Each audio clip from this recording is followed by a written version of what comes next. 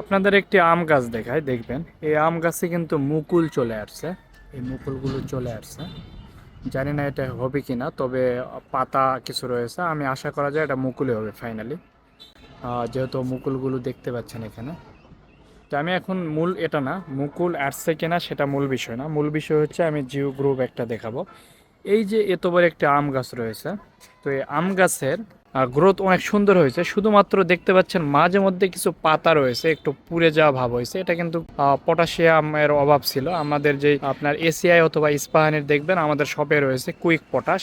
এই quick potash আমরা সামান্য পরিমাণ এখানে দিয়েছিলাম গাছের গোড়ায়, এতেই কিন্তু আপনার এই রোগটি ভালো হয়ে গেছে।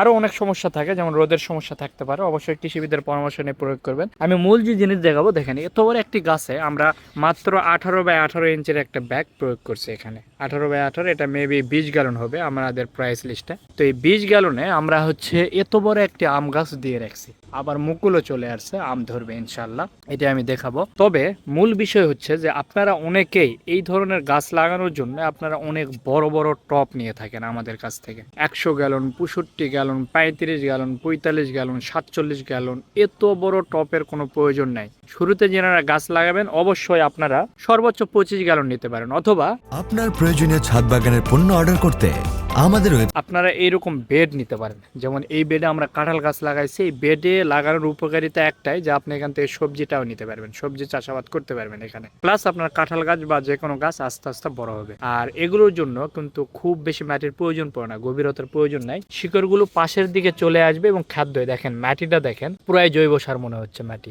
শিকড়গুলো পাশের দিকে আসবে এবং সহজেই খাদ্যটা সে গ্রহণ করতে পারবে এবং গাছের গ্রোথটা অনেক সুন্দর হবে। তো এগুলো টপের জন্য আপনার অনেক বড় যে টপের প্রয়োজন, অনেক মাটির প্রয়োজন, এটা মোটেও না। ছাদ বাগান করতে চাইলে এখন খুবই ইজি, মাটি কম লাগে, এরকম অসংখ্য ভিডিও আমরা আপলোড করছি যেটা কম মাটিতে প্রচুর পরিমাণে সবজি চাষ হচ্ছে এবং আম যে ধরবে, আমি আমও দেখাবো যে এইটুকু একটি টপে আমরা আম ধরাইছি, এরকম আমরা প্রমাণ করে দেবো। মাত্র 20 গ্যালনের একটি হচ্ছে ব্যাগে আমরা হচ্ছে সামান্য মাটি দিয়েছি। তবে হ্যাঁ, এই মাটিতে প্রচুর পরিমাণে কিন্তু জৈব সার থাকতে হবে, অর্থাৎ প্রয়োগ করা। যেমন এই যে ডিমের গুঁড়া দেখতে পাচ্ছেন, এই যে ডিমের গুঁড়া।